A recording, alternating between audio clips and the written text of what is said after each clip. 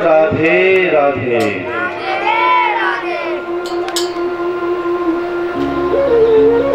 एक बार कह दीजिए बड़े जोर से, बोल बांके बिहारी लाल की, श्री राधा रानी सरकार की। अभी भैया जोश कम दिख रहा है मुझे, प्रेम से कहिए श्री राधे। तो कल हमने यहाँ पर दिव्य कथाओं का रसास्वादन किया। कैसी कैसी कथाएं? कुंती प्रसंग सुना महाराज कि एक भक्त अपने भगवान से दुख की याचना करता है, और आगे अब हमने श्रवण किया कि बाबा भीष्म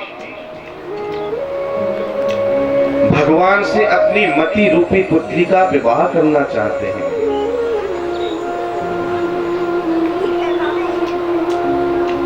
और बंधुओं,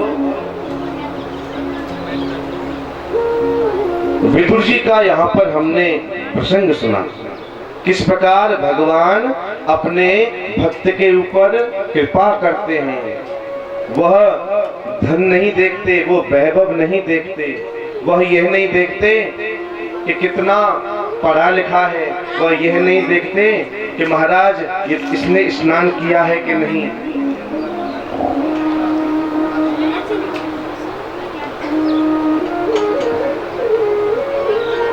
भगवान कभी यह नहीं देखते।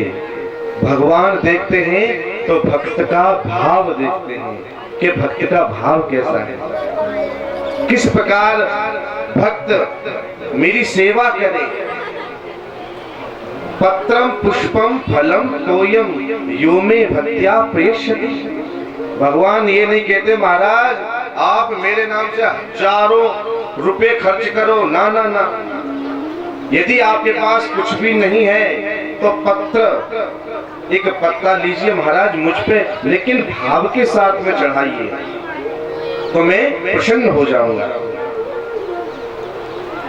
और यदि आपके पास पत्र भी ना हो तो भैया पुष्प ले लीजिए।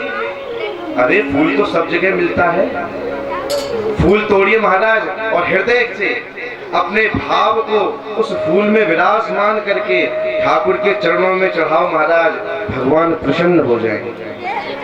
पत्रम पुष्पम फलम तोयम, और कुछ ना हो तो भैया फल ही चढ़ा दो, और फल भी ना हो तो महाराज तोयम, अरे मुझे एक बार स्नान ही करा दो, मेरे ऊपर जल ही चढ़ा दो, मैं तो उसी से प्रसन्न हो जाऊंगा।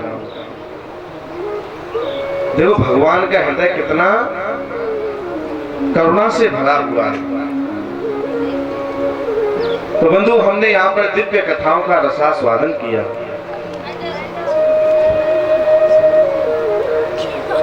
और आगे चल के हमने षष्ठी प्रकरण श्रवण किया है। 12 भगवान की कथा को भी श्रवण किया जो सूकर रूप में प्रकटे हैं। और जब ब्रह्मा जी के शरीर के 2 भाग किए तो मनु शत्रुपा हुए हैं। इन्हीं से महाराज मानव सृष्टि प्रारंभ होती है। हम मनु वंश की संतान हैं। मनु महाराज के यहाँ पर 3 कन्याएं मैंने कल बताया था, आकुति, देवहूति और प्रसूति। 2 पुत्र बताए थे, प्रियव्रत और उत्तानपाद। महाराज मध्यम पुत्री जो देवहूति हैं उनका विवाह कर्दम जी के साथ होता है। कर्दम जी बड़े बड़े दिव्य महात्मा थे, ऐसे महात्मा जिनका जीवन केवल भगवान नाम के आश्रय ही व्यतीत हो रहा था। एक बार उनके मन में आया कि ये सब संसार मिथ्या है, क्यों ना भगवान का भजन किया जाए, भगवान का स्मरण किया जाए।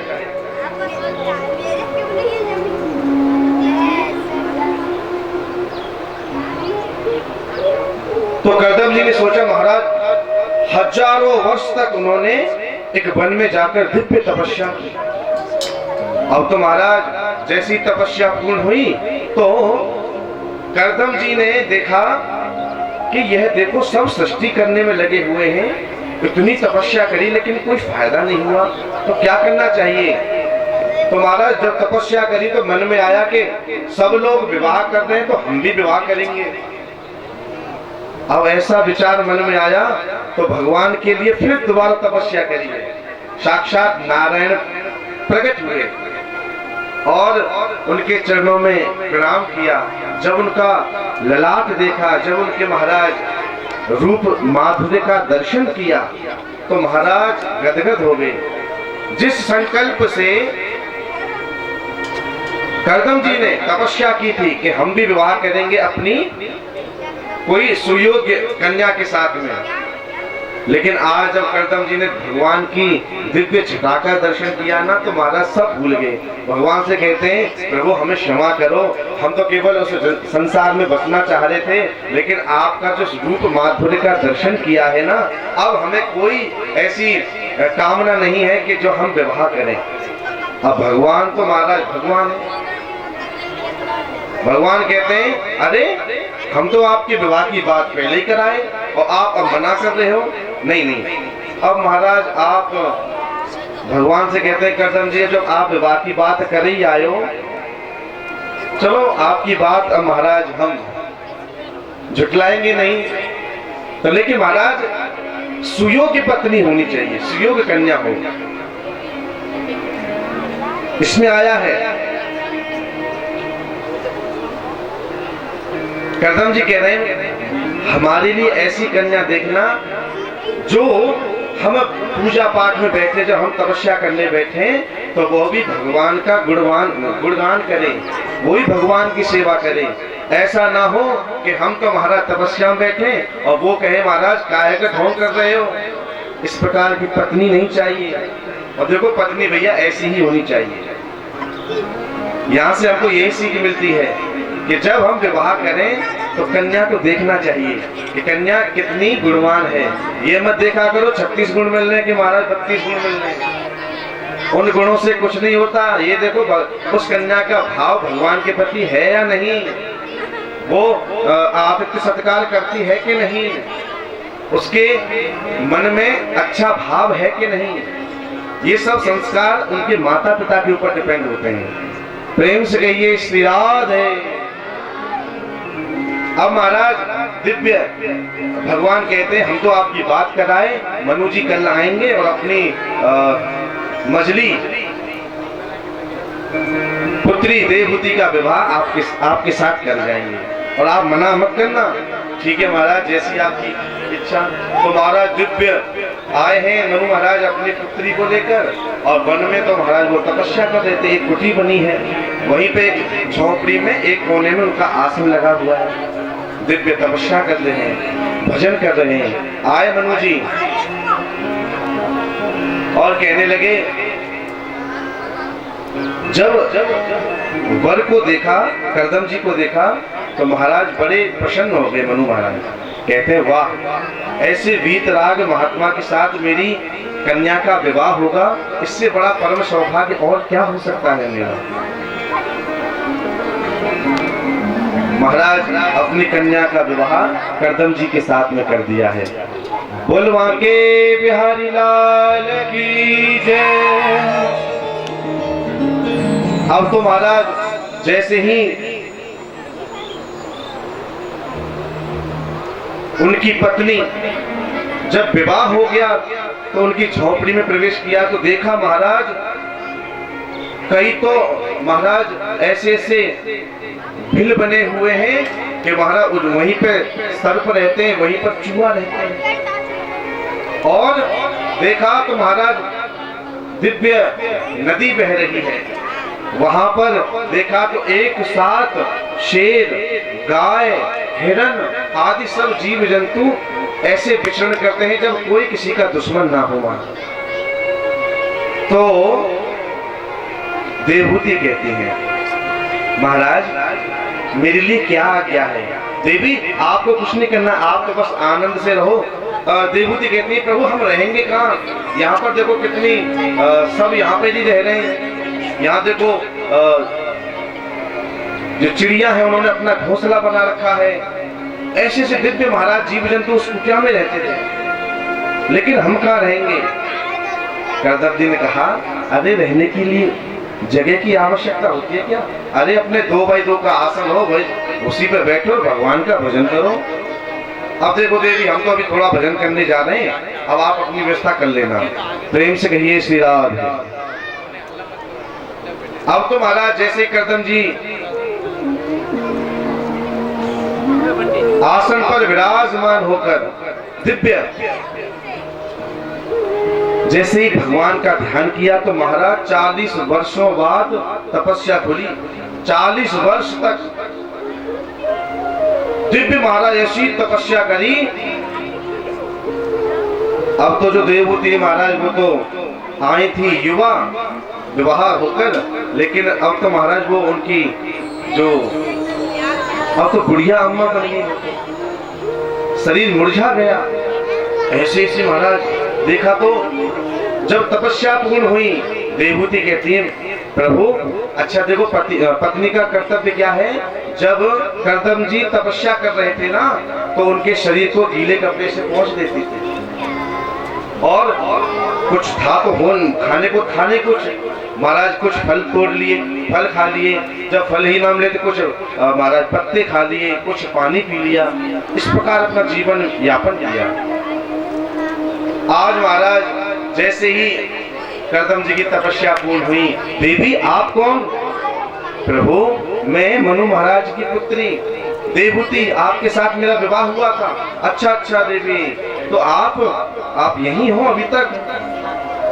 जी प्रभु मैं जाऊंगी कहाँ, पत्नी का तो कर्तव्य है कि अपने पति के यहाँ पे जीवन निर्वाह करें। बोले संत भगवान की जय, बोले भक्तवत्सल भगवान की जय। अब तो महाराज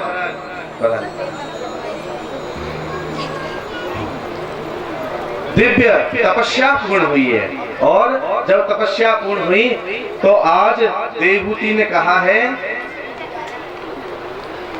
हे प्रभु हमें कुछ नहीं चाहिए। जब हमारा विवाह हो रहा था तो पिताजी से आपने कहा था कि भैया मैं एक जब पुत्र हो जाएगा तो मैं वन को चला जाऊंगा, तो अब वो समय आ गया है प्रभु, अब देख लीजिए आप।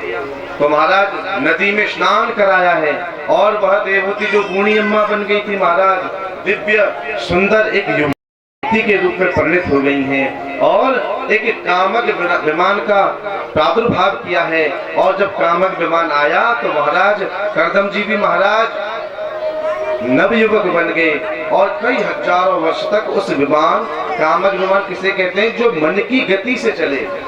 आपने सोचा महाराज दिल्ली चलना है तो दिल्ली पहुंच गया वो इतने में, बंबई चलना महाराज बंबई पहुंच गया वो, उसको बोलते हैं कामक विमान, जो मन की गति से चलता हो। ऐसे विमान में कई हजार वर्षों तक खूब विचरण किया, और कालांतर में 9 कन्याओं को प्रकट किया। महाराज चाहते कुछ और है, लेकिन भगवान जो चाहता है वही होता है। चाहते थे तो क्या पुत्र हो जाए, लेकिन भगवान नहीं चाहते ना पहले पुत्र हो। अब महाराज 9 कन्याओं को जन्म लिया है। अब 9 कन्याएं महाराज, अब जैसे करदम जी कहने लगे देवी हमने तो कहा था कि अब हम वन में जाएंगे, तो देवभूति कहती है प्रभु यह बताओ इन कन्याओं का विवाह कौन करेगा? एक पुत्र की याचना है, कृपा करके वह मेरी अभिलाषा पूर्ण कीजिए। इस बार महाराज कालांतर में एक पुत्र हुआ है, क्योंकि भगवान ने स्वयं कहा था कि जो तुम तपस्या कर रहे हो साक्षात मैं ही आपके पुत्र के रूप में अवतरित होऊंगा। तो महाराज आज दिव्य कपिल भगवान के रूप में भगवान नारायण यहाँ पर अवतार लेते हैं। बोलिए कपिल भगवान की जय, बोलिए श्री राधे की जय। दिव्य महाराज कपिल भगवान का प्रादुर्भाव हुआ है। करदम कहते हैं तुष्टो मध्य तब मान विमान दाया शुश्रूषया परमया परया च भक्त्या यो देहि नामयमतीव सुहृत् देहो नावेक्षितः समुचितः क्षपतुं मदर्थे। महाराज आप अब मुझे आज्ञा दीजिए, क्योंकि जो आपने कहा था, देखो जिसके घर में भगवान अवतरित हो जाएं उसके भक्त की क्या सराहना की जाए। फिर भी गौतम जी कहते हैं, हे प्रभु, अब आप हमारे घर में अवतार लेकर आई हैं, फिर भी आप मुझे ऐसी शक्ति प्रदान करो, ऐसी भक्ति प्रदान करो कि मैं वन में जाकर आपके दिव्य चिन्मय स्वरूप का दर्शन करके, आपके निज चरणों का दर्शन करके मैं आपके चरणों में विलीन हो जाऊं, आपके चरणों की भक्ति पाऊं। कपिल भगवान कहते हैं ऐसा ही होगा। तो आज महाराज गौतम जी तो चले गए वन में, और इधर आज देवहूति मैया ने दिव्य कपिल भगवान का दिव्य श्रृंगार किया है। और ऐसा श्रृंगार किया महाराज, छोटी सी एक व्यास गद्दी लगाई है, और जब व्यास गद्दी लगाई, छोटे से कपिल को व्यास गद्दी पर मंचासीन किया है, बैठाया है, और कहती हैं देवहूति मैया, हे प्रभु मैं आपके चरणों में प्रणाम करती हूँ। अब देखो कोई मैया होगी जो अपने बेटा के चरणों में प्रणाम करेगी, लेकिन कितनी भाग्यवती है वो, कितनी भाग्यशाली है कि साक्षात नारायण ही उनके पुत्र रूप में आए हैं। वो समझ गई कि और कोई नहीं, ये साक्षात नारायण है, और क्यों ना भैया बहती गंगा में डुबकी लगा ली जाए, बहती गंगा में हाथ धो लिया जाए, जब साक्षात नारायण भगवान मेरे घर में आए हैं। अब तो कहते हैं प्रभु, ये जो मन की इंद्रियां हैं, ये हमारे कंट्रोल में नहीं रहती, हमारे वश में नहीं रहती। 5 ज्ञानेंद्रियां, 5 कर्मेंद्रियां, मन, ये हमारे वश में नहीं रहता है। इनको वश में कैसे किया जाए, कृपा करके बताएं। कपिल कहते हैं मैया, वैसे तो आप बहुत विद्वान हैं, लेकिन जब आपने मुझे मंचासीन कर ही दिया है, गद्दी पर बैठा ही दिया है, तो मेरा कर्तव्य है कि मैं जो संतों से, महात्माओं से जो सीखा है वो आपके चरणों में निवेदित करूं। आज कपिल भगवान दिव्य उपदेश देते हैं, कहते हैं भैया, यदि मन की जो इंद्रियां हैं, जो 5 ज्ञानेंद्रियां, कर्मेंद्रियां, इनको भगवान की तरफ मोड़ दो, कन्हैया की तरफ मोड़ दो, तो आपकी जो मन की स्थिति है ना, वह भगवान के चरणों में लग जाएगी। कल हमने बताया था कि किस प्रकार मन की इंद्रियों को भगवान की तरफ मोड़ना है। करके तो देखो भैया। और दूसरा प्रश्न किया है, बंधन किसका है, आत्मा का या शरीर का? भगवान कहते हैं यह शरीर ही जो मिला है आपको, वो भगवान की प्राप्ति के लिए मिला है। इसको आप व्यर्थ ना जाने दें। महाराज 100 वर्ष मिलती हैं, पहले तो बहुत हजारों वर्ष मिलते थे, लेकिन अब तो 100 वर्ष मिल जाए बहुत बड़ी बात है। 100 वर्ष को, जिसमें से 50 वर्ष तो महाराज सोने में निकल गए, और बचे 25 महाराज पढ़ाई लिखाई में निकल गए, और 25 अपने परिवार के भरण पोषण में निकल गए। महाराज समय बचा करो, कुछ समय निकाला करो भगवान के लिए। इसलिए हर श्वास में हो सुमिरन तेरा, ऐसा बना दो प्रभु जीवन मेरा। श्वास श्वास पर कृष्ण भज, वृथा श्वास मत खोए, ना जाने या श्वास को आवन होए न होए। इस प्रकार महाराज दिव्य उपदेश दिया है। और कपिल भगवान जो उपदेश दे रहे थे, तो जो ब्रह्मा के जो 9 पुत्र हैं, उनका विवाह करदम जी की जो 9 पुत्री हैं उनके साथ में हुआ है। प्रेम से कहिए श्री राधे। मरीचि का विवाह कला के साथ में, पुलस्त का विवाह हबीब के साथ में, और प्रभु का विवाह ख्याति के साथ में, अत्रि का विवाह अनुसुईया के साथ में। ये 9 पुत्री हैं जो अभी कपिल भगवान से जो पहले आई हैं। पुलह का विवाह गति के साथ में, अरुंधति का विवाह वशिष्ठ जी के साथ में, और अंगिरा का विवाह श्रद्धा के साथ में, क्रतु का विवाह क्रिया के साथ में, और अथर्व का विवाह शांति के साथ में हुआ। वाह, अद्भुत।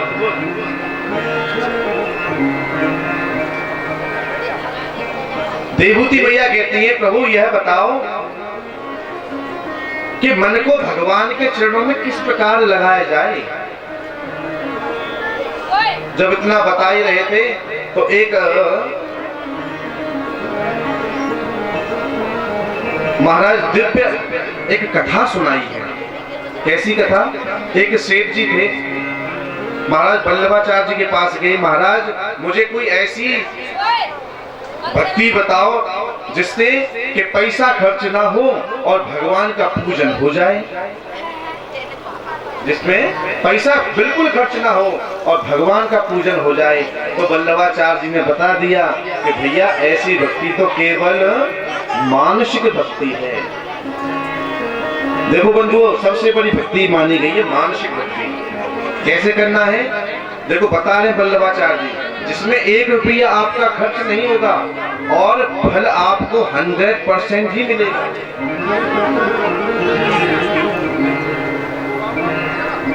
तो कैसी भक्ति बताइए?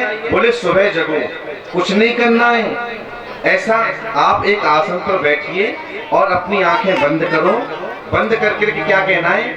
मैं भगवान, मैं परमात्मा का एक जीव हूँ और जो आपका नाम हो वो लीजिए, और आंखें बंद कर करके सीधे जाइए वृंदावन। मन से जाना है, कहीं जाना नहीं आपको। आपके किराए में भैया पैसा खर्चना होंगे, नहीं सोचे महाराज जी पैसा खर्च करवा रहे हो। सुन लियो साहब, क्या कहना है? अब मन से आप पहुंच गए वृंदावन, पहुंच गए सब? अरे बोलो ना, पहुंच गए?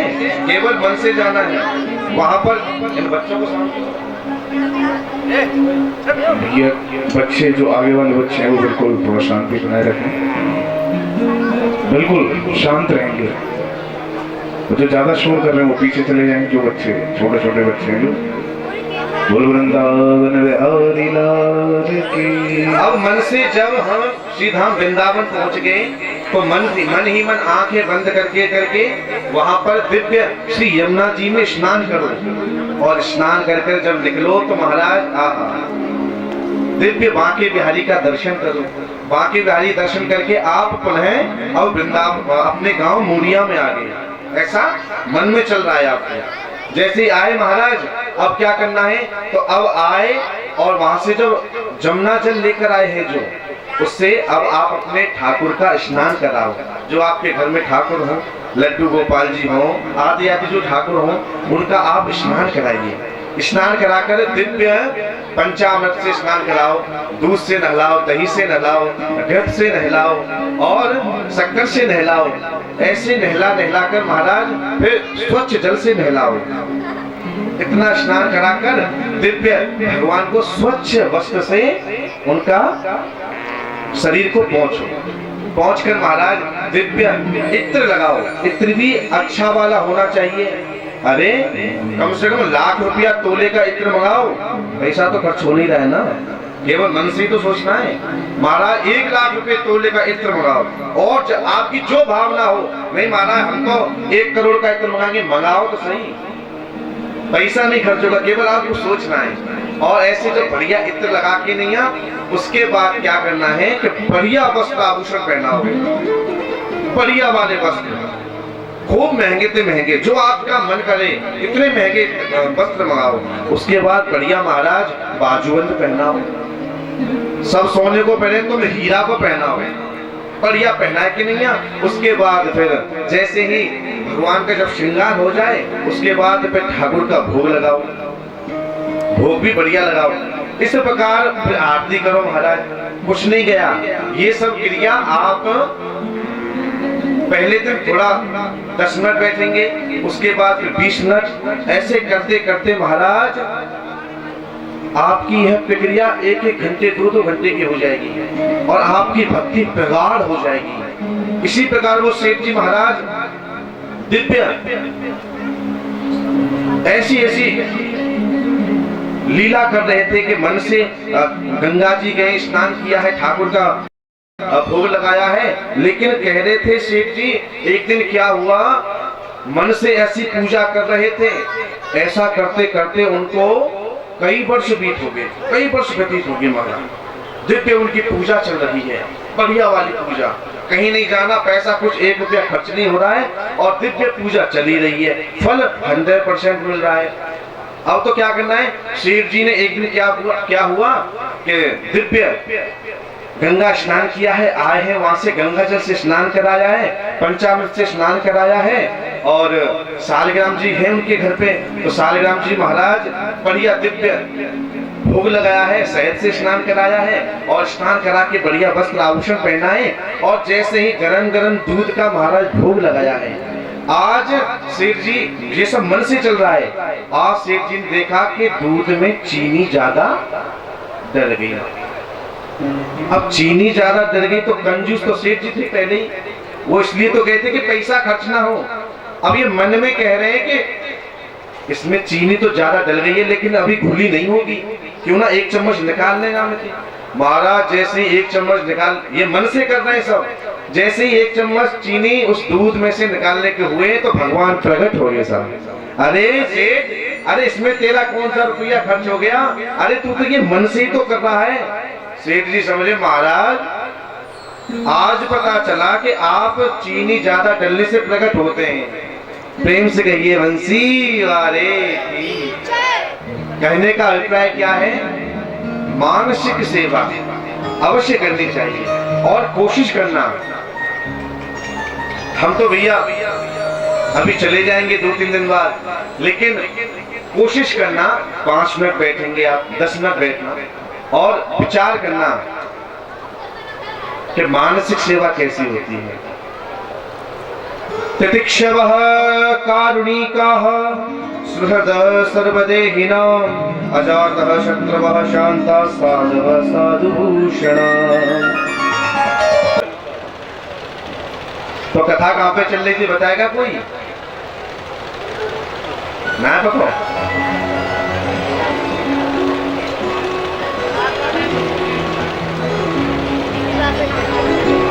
तो महाराज कपिल भगवान कहते हैं, हे मैया यदि मन को लगाना है तो संतों का आश्रय तो लेना ही पड़ेगा। संतों के चरणों में बैठकर भगवान के लीला, उनके नाम, उनके स्वरूप का ध्यान करना ही पड़ेगा, तब कहीं जाकर आपका मन मेरे चरणों में लग पाएगा। प्रेम से कहिए श्री राधे।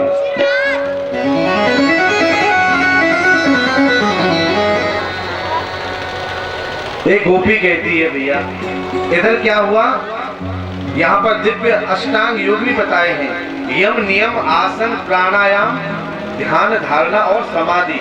अष्टांग योग के द्वारा भी भगवान को प्राप्त किया जा सकता है। और कह रही हैं इधर जब इतना हुआ,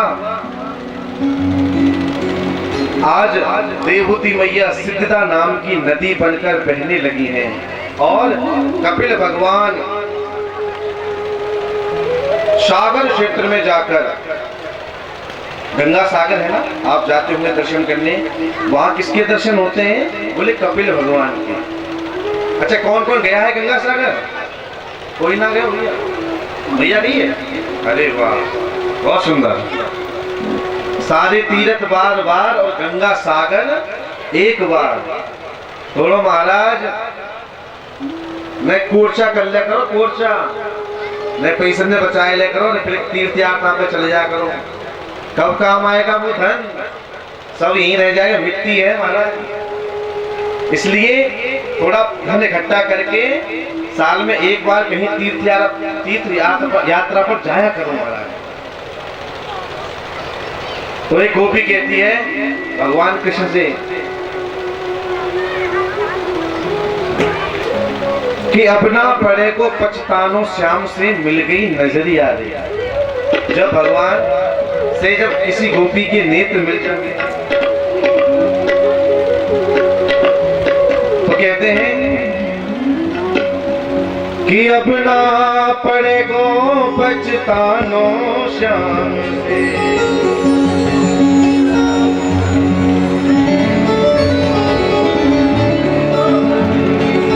अब ना पड़े को पछतानो श्याम से मिल गई नजरिया रे।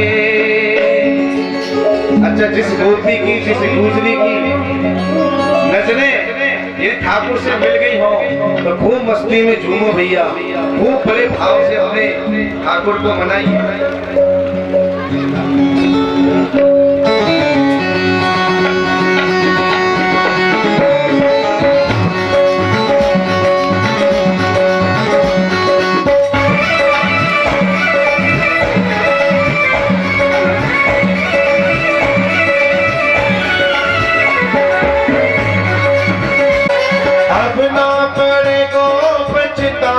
श्याम से मिल गई नजरिया रे। ओ अब ना पड़े को पछतानो श्याम से मिल गई नजरिया रे।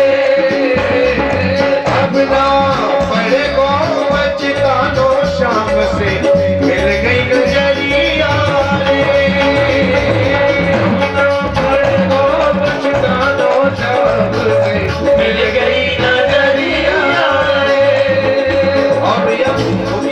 क्या कहती है?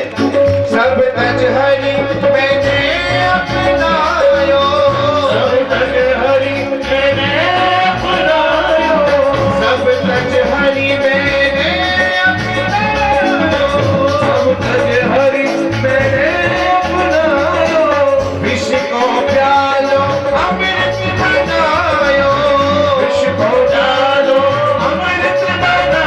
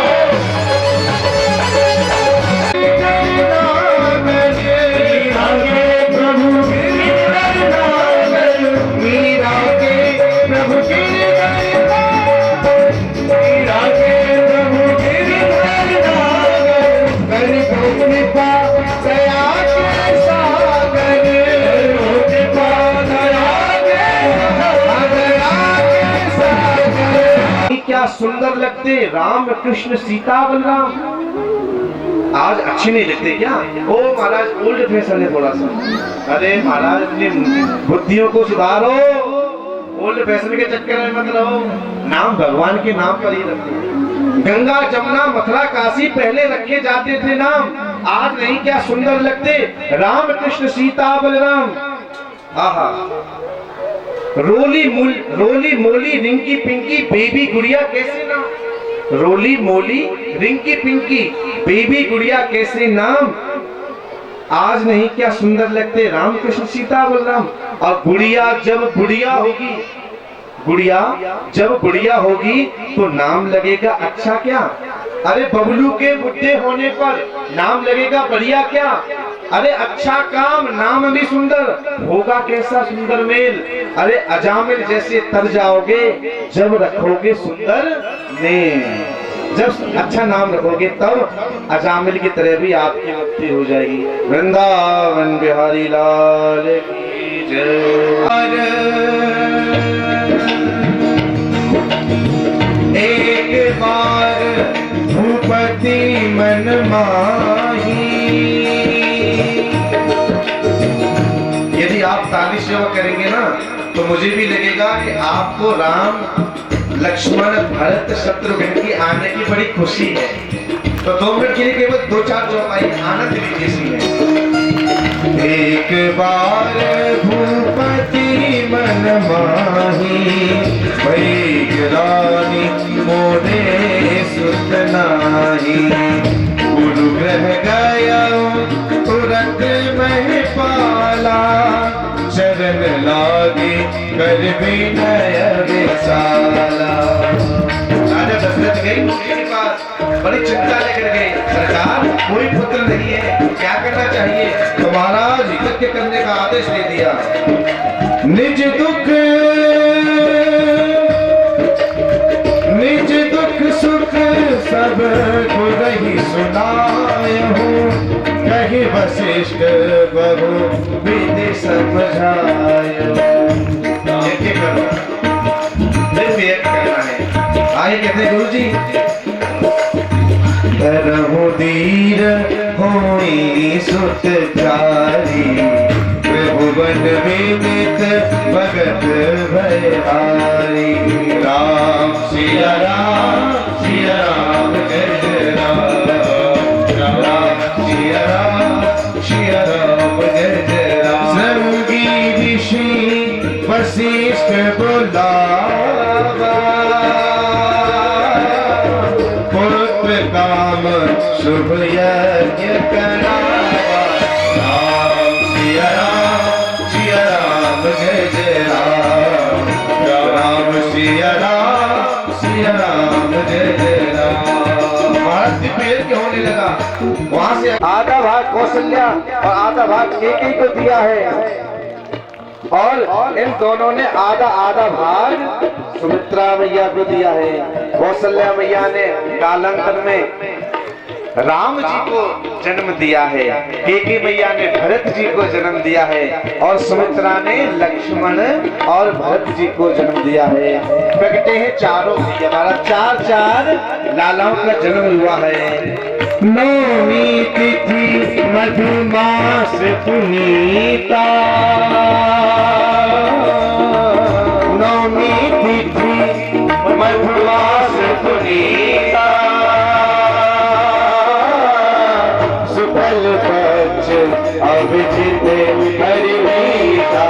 राम सिया राम जय जय राम, राम सिया राम जय जय राम। देखो वो शुक्ल आगे शुक्ल पक्ष है, अभिजीत मुहूर्त है, और ठीक 12 बजे महाराज।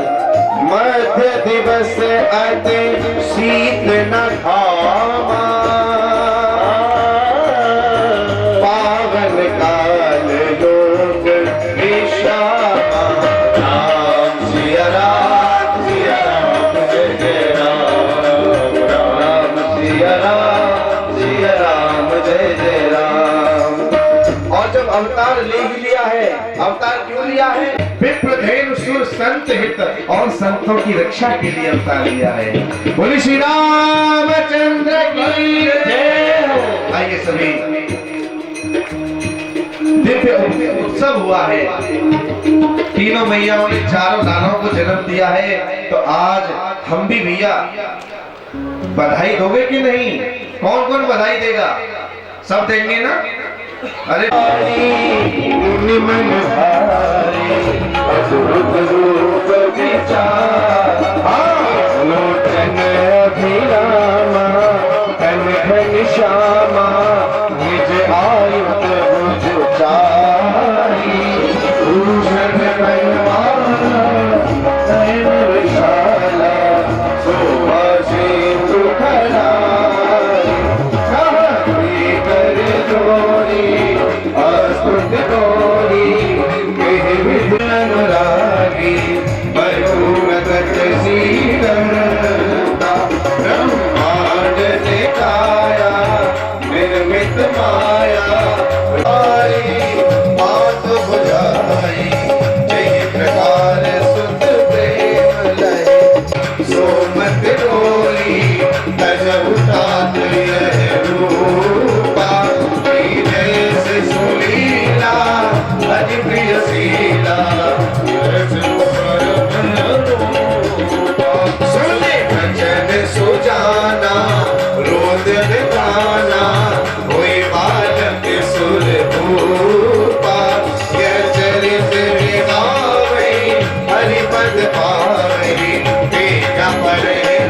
रूपा देन परहि भव रूपा देन परहि भव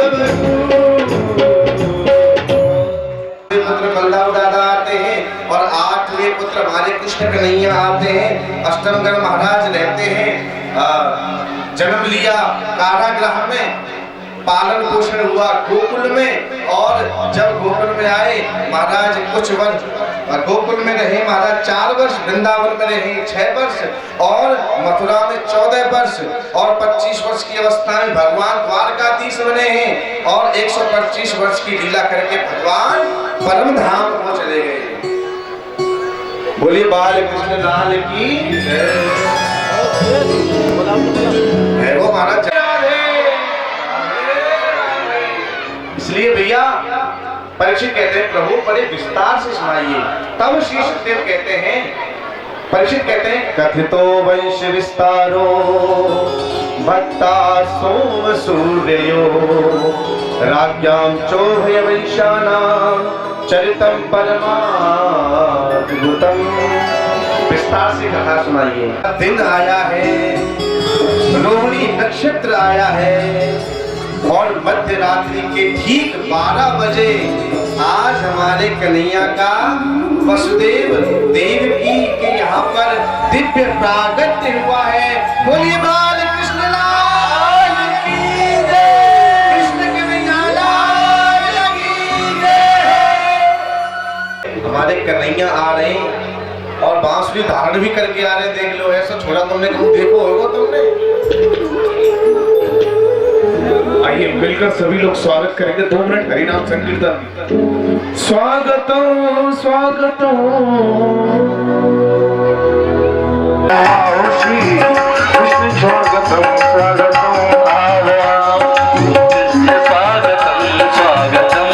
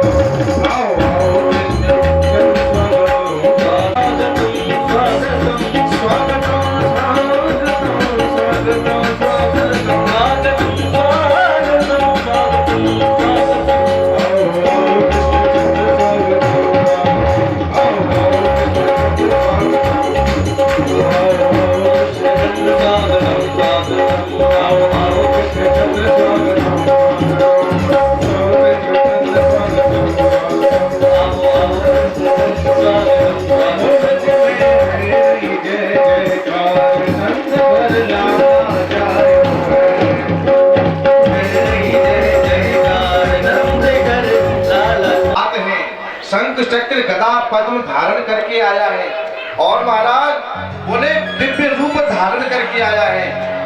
देवकी मैया ने कहा महाराज तुम तो बालक, मैया कहती है मुझे तो केवल शिशु रूप में चाहिए। तो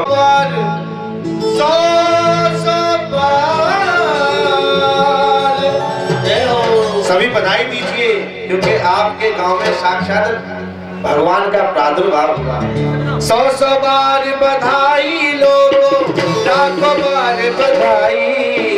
हाँ, नंद जी के आंगन में बज रही आज बधाई, नंद जी के आंगन में बज रही आज बधाई, नंद जी के अंगना में बज रही आज बधाई, नंद जी के अंगना में बज रही आज बधाई। 100 बधाई लोगों, 100 बार बधाई लोगों, 100 बार बधाई लोगों, 100 बार बधाई लोगों, लाखों बार बधाई। नंद जी के अंगना में बज रही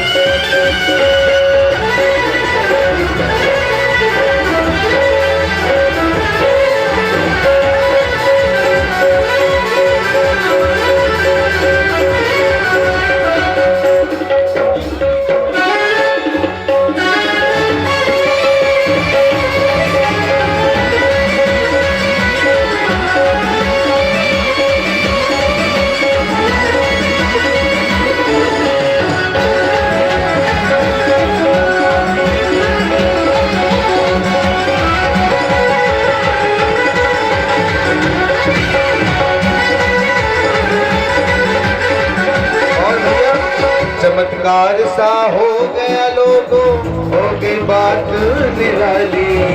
चमत्कार सा हो गया लोगों, हो गई बात निराली। हाँ, चमत्कार सा हो गया लोगों, हो गई बात निराली।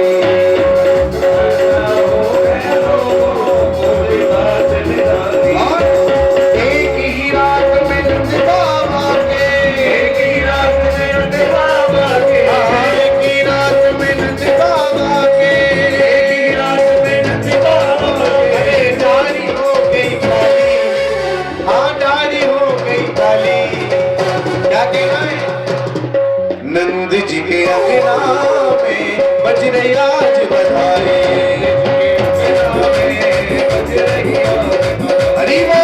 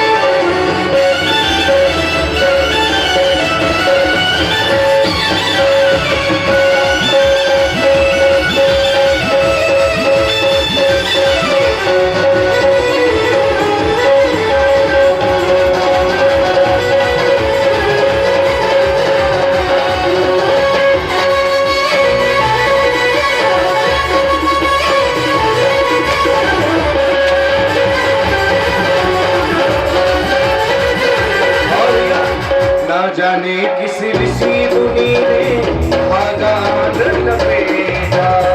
जाने किस ऋषि मुनि ने धागा लपेटा। जाने किस ऋषि मुनि ने धागा लपेटा। जाने किस ऋषि मुनि ने धागा लपेटा। आनंद भवन अनहोनी हो गई। आनंद भवन अनहोनी हो गई। बेटी हो गई बेटा, बेटी हो गई बेटा। नंद जी के अंगना में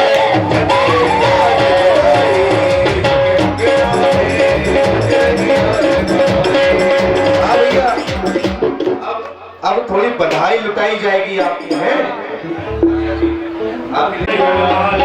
नंद के आनंद भयो जय कन्हैया लाल की। नंद के आनंद भयो जय कन्हैया लाल की। नंद के आनंद भयो जय कन्हैया लाल की। नंद के आनंद भयो जय कन्हैया लाल की। के आनंद भयो जय कन्हैया लाल की। नंद के आनंद भयो